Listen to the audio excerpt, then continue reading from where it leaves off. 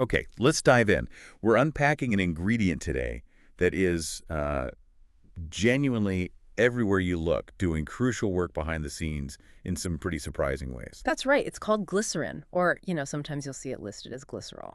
When you start digging into something seemingly simple like this, you find it's actually like a foundational component in so many different products we interact with daily. Absolutely. It really is. Exactly. So we've got a stack of material here, and our mission for this deep dive is to extract the absolute most important insights. We're really going to focus on glycerin's incredible versatility, especially its role in the booming field of nutraceuticals, and what we found about its significant business value. Yeah, it's fascinating, isn't it? How just one single substance becomes so indispensable across so many industries. How does that even happen? Well, let's start with what the sources tell us it is. They describe glycerin as a simple polyol. Picture a colorless, odorless, sweet-tasting, viscous liquid. And the chemistry here is really key. It's a trihydroxy alcohol.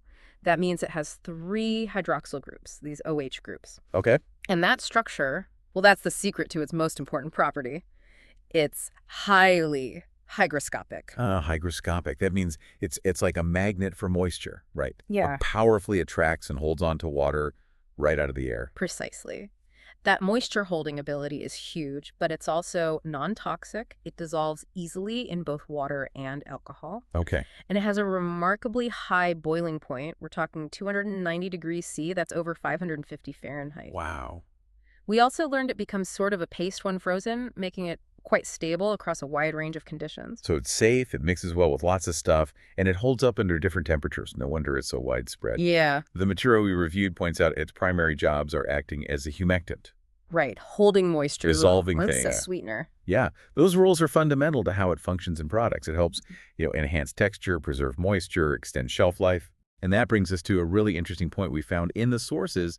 How many different forms of glycerin are out there? Right. You typically encounter two main types in the market today: vegetable glycerin and synthetic glycerin. Okay, so vegetable glycerin, that comes from plant oils, things like soy, palm, or coconut oil. Exactly. And it's often the go-to choice in food, cosmetic, and pharmaceutical industries. Why is that? Well, largely because of that natural origin appeal. It resonates with consumers looking for plant-based products, you see? Makes sense. So you see it used for moisturizing in skincare or as a sweetener and humectant in food products. Okay, then there's synthetic glycerin. How's that made? This is manufactured from petrochemicals, usually through a process involving the hydration of propylene. And how does it compare property-wise? Interestingly, its purity and overall properties are quite similar to vegetable glycerin. So functionally, it can do the same jobs. Oh. It's frequently used in more industrial applications, maybe where the raw material source isn't something the end consumer is really thinking about. A key difference we found is that synthetic glycerin can sometimes be more cost-effective. And it isn't subject to the price swings or, the supply variability you might see in agricultural markets. Right, crops and weather and all that. Exactly. So the choice often comes down to balancing specific technical needs with consumer preferences, cost considerations, and increasingly sustainability goals. Okay, that makes perfect sense. And this leads us straight into one of the main areas we wanted to unpack today. Glycerin's incredibly extensive use in the rapidly growing field of nutraceuticals. Yeah, its combination of versatility and being non-toxic makes it incredibly valuable here. Let's think about products many of us use, like gummies and protein or nutrition bars. The sources highlight that glycerin is pivotal in these for retaining moisture and improving texture. Yeah, I found that fascinating too. In gummies, it's what stops them from drying out and becoming little hard rocks, basically. Right, keeps them chewy. It keeps that soft, chewy texture consistent over time. And for protein and nutrition bars, it does the same job, stops them from getting dry and hard. That makes them much more pleasant to eat, obviously, and helps them last longer on the shelf. I've definitely noticed the difference the texture makes in a bar. Now, what about other supplement forms? The material we looked at specifically calls out its role in enhancing soft gel capsules. Oh, yeah. Glycerin is absolutely crucial for soft gels. It acts as a plasticizer. Plasticizer. Yeah, that's what makes those gelatin shells soft, flexible, and easy to swallow.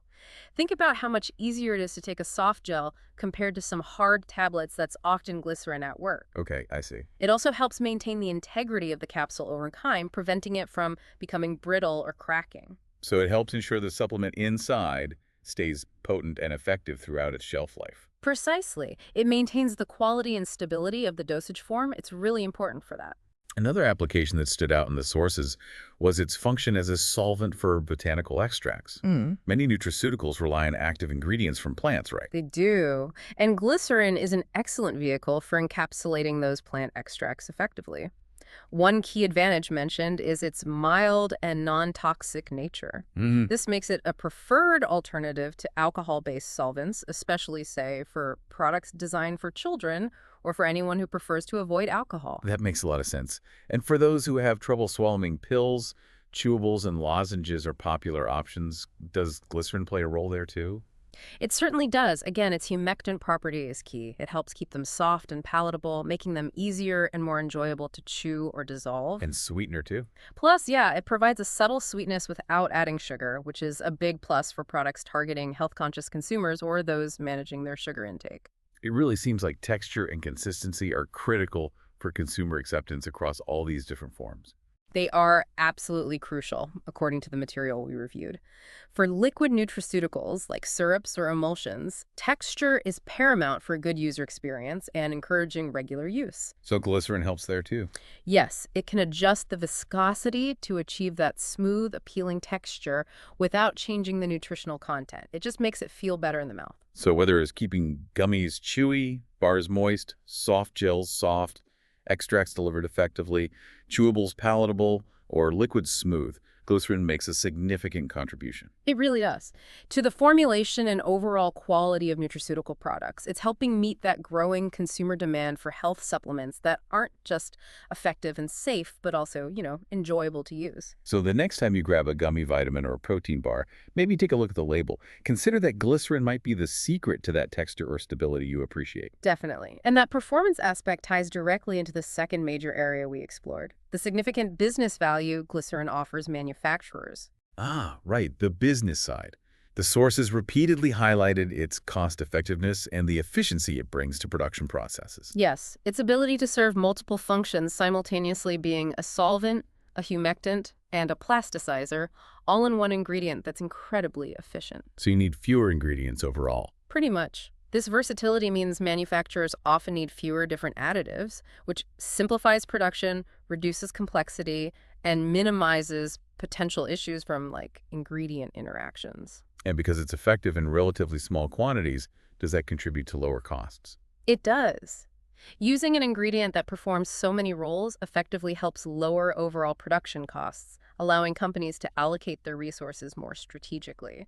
You get more bang for your buck, essentially. We also found a lot about the benefits of using high-quality glycerin in product formulations. Does it really matter? Absolutely. High-purity glycerin ensures consistent performance batch after batch. That consistency is vital for product stability, leading to a better and more predictable consumer experience and, crucially, extending shelf life. And trust, I imagine. Exactly. When a product performs consistently, it builds consumer trust, which is fundamental to a brand's reputation. It sounds like using premium glycerin can even influence how a brand is perceived. That's right. The material suggests that using high-quality glycerin can support premium pricing strategies and reinforce brand positioning based on quality and reliability. It signals quality. Interesting. Beyond functionality and cost, the environmental and safety aspects came up quite a bit, particularly in relation to sustainable procurement. Yes, glycerin is biodegradable and non-toxic. So for manufacturers looking for greener options, it offers an eco-friendly alternative to certain synthetic or potentially harmful chemicals. And the plant-based aspect again. And vegetable-based glycerin, as we discussed, supports the demand for renewable resources, which appeals to environmentally conscious companies and consumers alike, reducing that carbon footprint. And what about safety for the people working with it? In the factories? Well, its safety profile is generally good. It minimizes risks associated with handling materials that might be more hazardous. So, sourcing high-quality glycerin from responsible suppliers demonstrates a commitment to sustainability, safety, and ethical practices, values that are increasingly important to both consumers and stakeholders. Given all that, Navigating procurement and the supply chain must be pretty complex.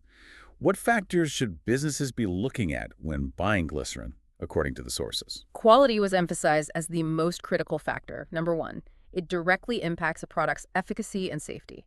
High-quality glycerin has to meet strict standards and be free from contaminants. And the source origin matters too, you said. Definitely, especially in regulated industries like food and pharmaceuticals. Vegetable-derived glycerin is often preferred due to its natural origin and appeal. Purity is also paramount. Higher purity levels are non-negotiable for applications like pharma, where even tiny impurities can be significant. Okay. The market itself seems quite dynamic. What do the materials say about glycerin market trends and supply chain dynamics? Sounds complicated. It is. Demand is constantly fluctuating, tied closely to industry trends and evolving consumer preferences, like the growing push for natural and sustainable ingredients. Right. Supply, however, can be quite variable. It's significantly impacted by global factors like biodiesel production. Wait, biodiesel, how does that connect? Glycerin is a major byproduct of biodiesel production. Wow. So the supply of this ingredient used in food and medicine is linked to fuel production. That's kind of wild. It is. It highlights the interconnectedness of different global markets. Supply is also affected by agricultural conditions for vegetable oils, think droughts, harvests, Yeah. and geopolitical factors that influence trade, tariffs, trade routes, all that stuff. And are there any technological changes impacting things? Yes, the sources noted ongoing advancements in technology aimed at improving both the production and purification efficiency of glycerin, making it better, cheaper, hopefully. So for businesses, understanding these market complexities, demand fluctuations, supply variability linked to unexpected areas like biodiesel, sustainability concerns, and technological shifts, and building strong relationships with reliable suppliers is absolutely essential. Crucial. It's essential to secure consistent quality and supply. It's a key part of maintaining a competitive edge in today's market. Absolutely. It's clear that glycerin isn't just some inert ingredient. It's integral to the performance and characteristics of countless products. Its roles in formulation are critical for product quality, stability, and consumer satisfaction. And we've seen how its application is expanding rapidly in nutraceuticals, enhancing how active ingredients are delivered and used. So there you have it.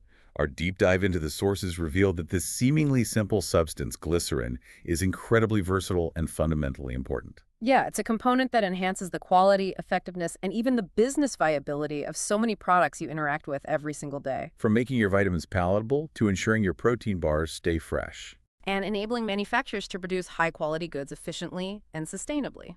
Which leaves us with a final thought for you to consider. Given how essential glycerin has become, particularly in consumer-focused areas like health supplements, and considering its supply is tied to volatile global markets like fuel production, agriculture, and international trade, what does that hidden interdependence reveal about the potential sensitivities and complexities lurking just beneath the surface in the supply chains of the everyday items we all rely on?